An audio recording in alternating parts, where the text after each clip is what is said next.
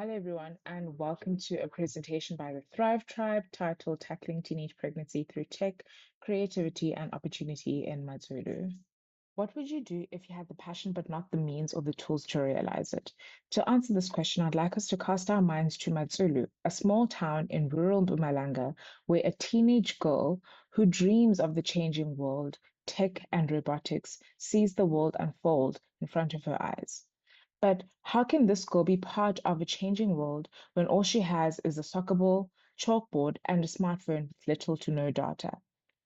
How can this girl possibly dodge teenage pregnancy and the societal ills that come from a life in the township? Now ask yourself, if we don't offer them more, what happens to their curiosity, their confidence, and their future?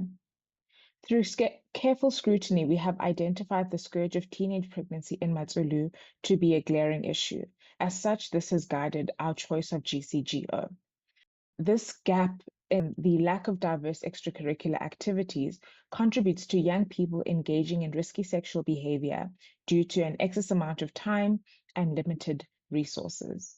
Teenage pregnancy remains a significant public health challenge across Africa, impacting health, education, and the economic well being of teenagers. As shown on the slide, there has been an upward trajectory in the teenage pregnancy rates in Matsulu from the years 2017 to 21 amongst teenagers aged 15 to 19. We have to ask ourselves, why is it that there's a lack of prioritization of tech, arts, and intellectual games in high schools in Matsulu?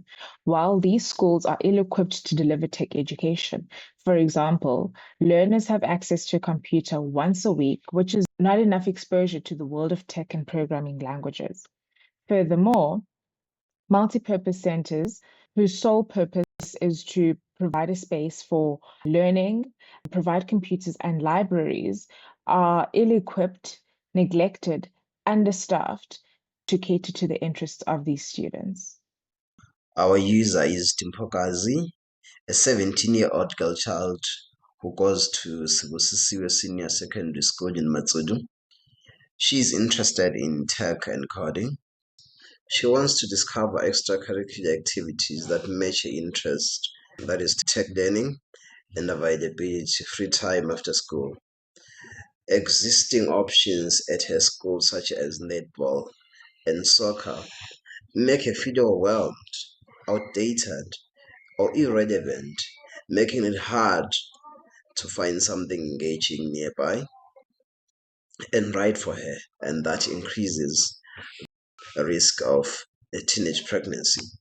Our proposed solution is Gaming for Good, whereby we create a coding app for teenagers that offers a gamified, a modular learning experience with interactive challenges, real world projects, and mentorship to help them master coding and programming skills progressively.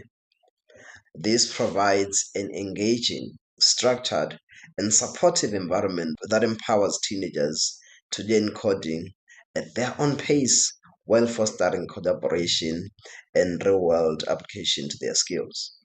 As part of our solution, titled Gaming for Good, here are some wireframes.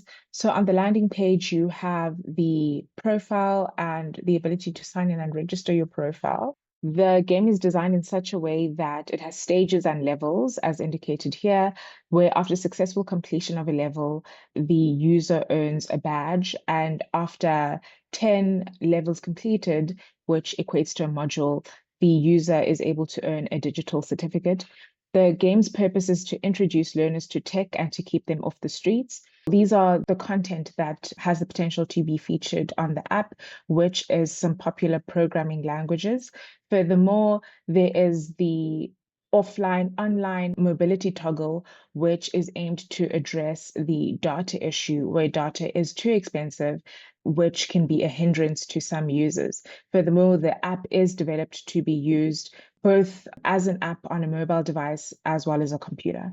Gaming for Good also offers competitions and hackathons where users may compete amongst each other and are ranked on a leaderboard, as shown on this wireframe right here.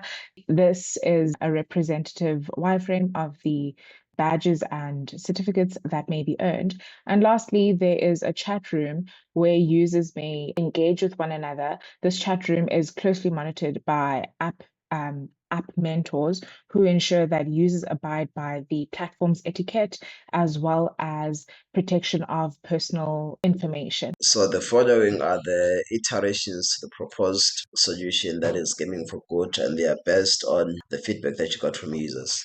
So our users are suggesting that we should make a feature where the user could share their progress or scores on other platforms and show off to everyone how good the user is. In addition, we have the home page. Instead of showing each level, we could add the just sub level as a block with the level number, and it could glow and have flames when it is a hard level.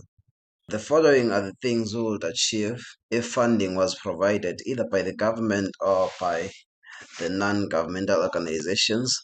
We'll establish permanent after-school tech hubs.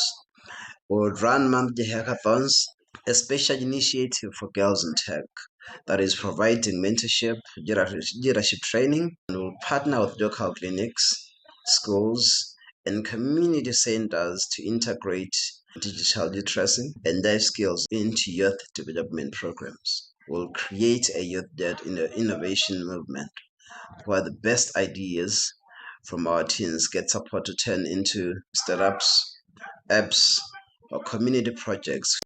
So the following is why our solution will be of great importance. The coding app will change the narrative for young people like Dimpo.